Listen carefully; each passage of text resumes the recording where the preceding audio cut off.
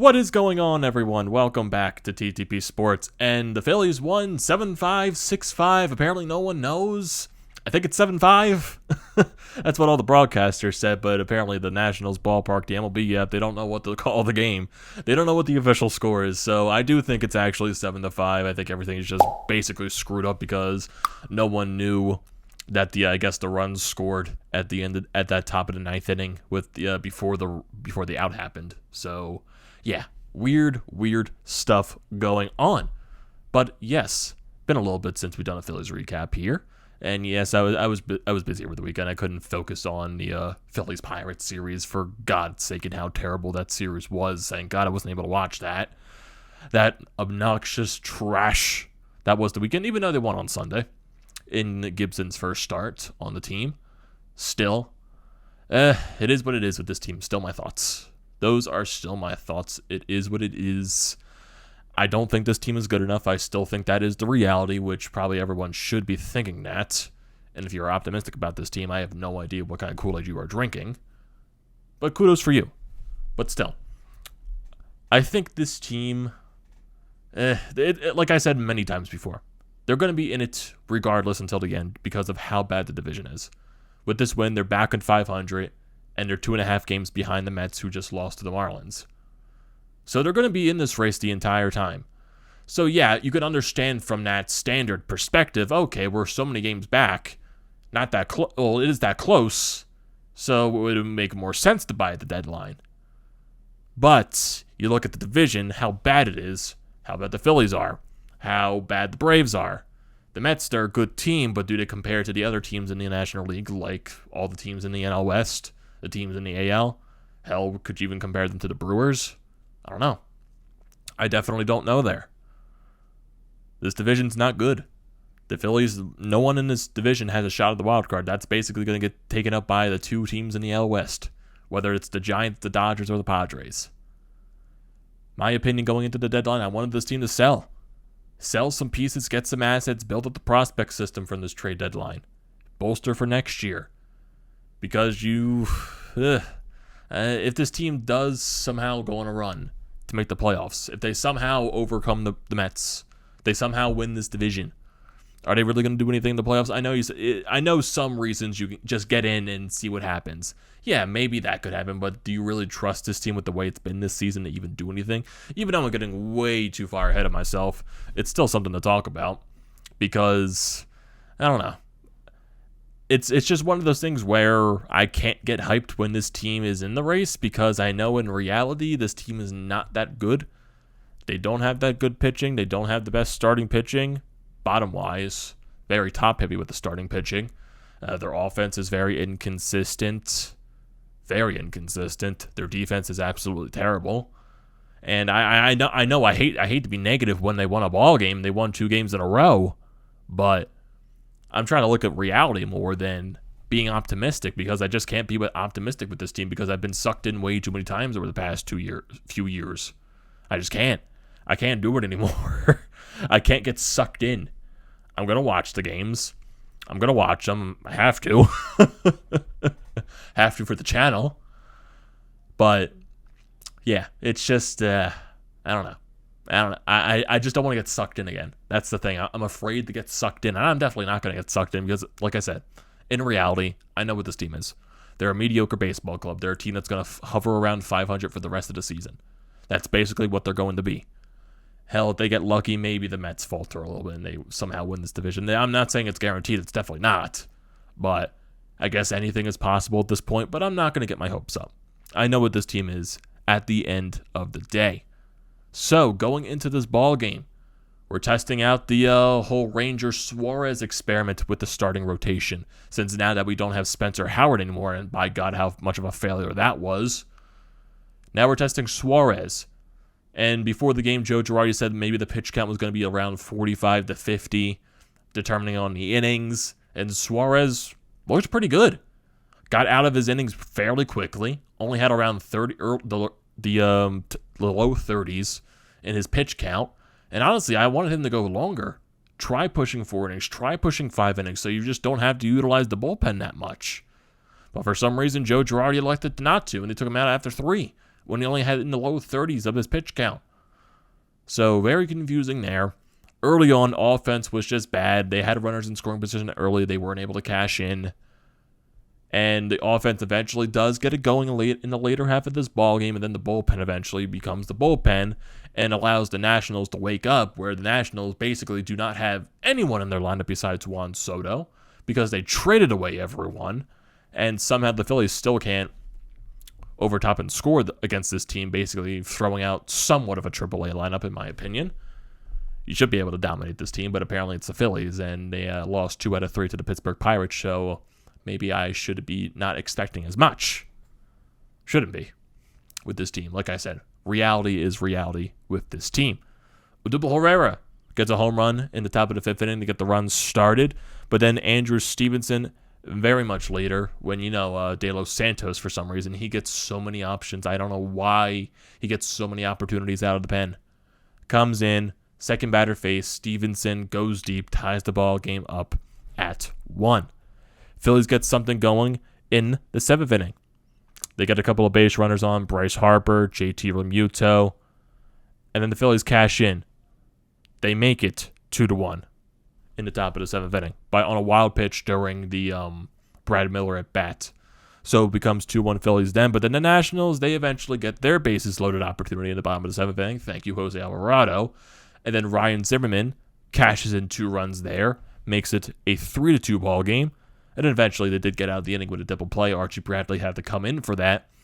And Archie Bradley was the guy that allowed the hit to Ryan Zimmerman, but the runs were charged to Alvarado because he allowed the bases loaded to begin with. So that's where we stand there. Go to the top of the 9th inning. Phillies do their damage. Ronald Torres, Travis Jankowski, 2 singles to start off the inning, and Gene Segura doubling to right center field, making it a 5, actually tying the ballgame up. I'm getting way too ahead of myself. Tying the ballgame up at 3. Bryce Harper, intentional walk. JT Realmuto, huge 2-run single. Huge. Makes it a 5-3 ball game. Alec Boehm gets an RBI single to get those insurance runs. And then a very smart base running decision as well by Alec Boehm on this Didi Gregorius ground out. So instead of running automatically to second base to, get the double play, Alec Boehm gets caught in a rundown eventually. Well, the out gets recorded at first. Then Alec Boehm gets caught in a rundown on purpose to make sure the run scores at home plate before the third out is recorded. And then that makes it a 7-3 ball game at that point. So that's where all the confusion came with. I guess the national scoreboard, they didn't see that run, as counted. The MLB app as well didn't see that run as counted, and everyone's confused because both broadcasts had it at 7-3 at that point, but the National Stadium and the MLB app, for some reason, had it 6-3. I don't know why, but I'm assuming it's 7-3 at that point. What do I know? I'm just a guy that rants about this team on YouTube. I guess I don't know that much, but still. 7-3 ball game going into the bottom of the 9th inning. Ian Kennedy comes out in his first, I would say, save opportunity in his Phillies uniform, and then doesn't start off good.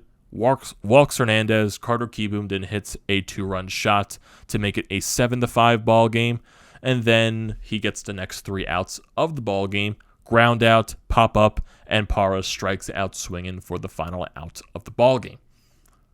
Kennedy gets his first save, and the Phillies have now won 2 in a row. They're back at 500, and they're now 2.5 games back of the New York Mets. Going into the pitching staff today, Ranger Suarez really good out of the pen today. Or really good in his first start since 2018, I think it was. So he goes 3 innings, allows 1 walk, 1 strikeout, no hits allowed, no earned runs. A very good performance. Hector Neris then comes in. He pitches 2 innings of his own. He was pretty solid as well. 1 hit allowed, 2 strikeouts. Really solid stuff from Neris. But then you get De Los Santos coming in. He only pitched 2/3 of an inning, allowed the 1 hit, the 1 earned run, which was the game-tying shot in that 6th inning, and 1 strikeout. Alvarado, he pitches 2/3 of an inning, 2 hits, 2 earned runs allowed, 2 walks, 1 strikeout. Not the best. Archie Bradley, he pitches an inning and 2/3, allows 1 hit, and strikes out 1. Like I said, the earned runs that he allowed were charged to Alvarado because those base runners were his responsibility. Ian Kennedy comes in for the 9th inning, allows the 2-run shot, but he only allows the 1 hit, strikes out 1, and walks 1 as well, and gets the save on the night. Going to the batting, 2 for 5 in the leadoff spot is Travis Jankowski with a run scored. Gene Segura goes 1 for 3 with that huge RBI double in the 9th inning. 2 runs scored and 2 walks as well for Gene Segura. Bryce Harper goes 1 for 3 with 2 walks in this ball game. Realmuto, huge night at the plate, 2 for 4 with 2 RBIs. Brad Miller, not the best night. He goes 0 for 4. Eventually does get double switched later in this ball game. Luke Williams was a pinch hit opportunity in that spot as well. He went 0 for 1 in his opportunity. Alec Boehm, good day at the plate for him, and also a great day in the field for Alec Boehm as well. Made some very, very nice plays. He goes 2 for 5 with an RBI. Didi Gregorius goes 1 for 5. Dubal Herrera goes 2 for 3 with the solo shot in the 5th inning. And Ranger Suarez, he went 0 for 0, or he really didn't get counted as an at-bat in this ballgame. Hector Neris actually did have an at-bat in this ballgame too. He struck out. Hector Neris batting. Also, Rhys Hoskins had a plate appearance, I think it was in the 6th inning or the 7th inning, with the bases loaded. It was a tough situation for him coming off the bench. He struck out on 3 pitches. Not really much blame there on Hoskins. It's a tough at bat. You're coming off of the bench. You haven't been playing in a little bit, and you're coming in with the bases loaded. And you really can't expect much there. So you really can't blame Hoskins either way. So not his fault really. And then Torreyes had a pinch hit opportunity. He went 1 for 1 in terms of runners in scoring position in this ball game for the Phillies. They went 4 for 12 and left 10 runners on base. So, looking at the rest of this series and looking at the standings, I've said many times in this video, the Phillies are now 2.5 games back. They're back at 500 at 53 and 53. The Mets are in first place. They are 55 and 50. The Atlanta Braves, they are in third place. They are 52 and 54. And the Washington Nationals are 49 and 57 in fourth place. And then you also got the Miami Marlins in fifth. So, 2.5 games back. The Mets, they lose their game to the Marlins. Looking at the rest of this series, tomorrow's ball game on Tuesday, 7:05, we're going to have Zach Wheeler going up against Patrick Corbin. So that's going to be a tough outing for the Phillies offense because it has been struggling as of late. Even though the past couple of games they scored a bunch of runs, still they're probably going to struggle against Corbin. I just, for some reason, have that feeling. And then you're going to have Chase Anderson on the mound, so he's getting another crack at the rotation, going up against Espino for the Washington Nationals. And then for Thursday's outing, that is going to be that's actually not 105, 405. And it's going to be Aaron Nola going up against Joe Ross. So Joe Ross, the last time he faced the Phillies, you know what happened there. They struggled to hit him. And Aaron Nola has been better as of late, so hopefully he can pick up the consistency. Hopefully we can win with Zach Wheeler on the mound. And Chase Anderson, I have no idea. The past couple of outings for Chase Anderson out of the bullpen have been pretty decent, but I'm not really expecting that much from Chase Anderson. I'm just not.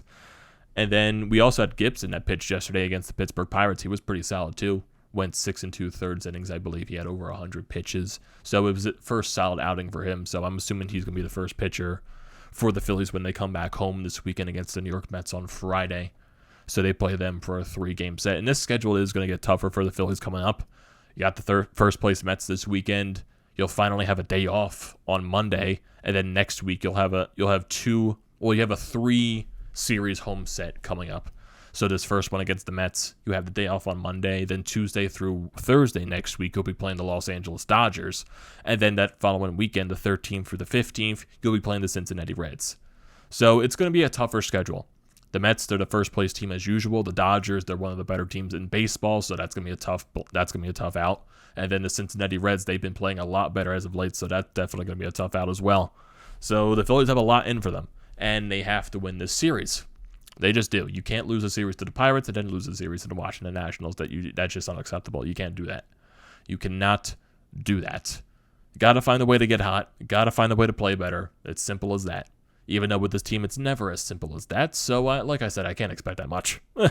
I just cannot expect that much. Just can't. Just cannot. So, I think that's going to do it for this video, everyone. What are your thoughts on this game by the Phillies? You think it was 7-5? You think it was 6-5? Who knows? And finally, the MLB app actually just did updates, so it's officially 7-5. Thank you very much, MLB app. So what are your thoughts on this ball game?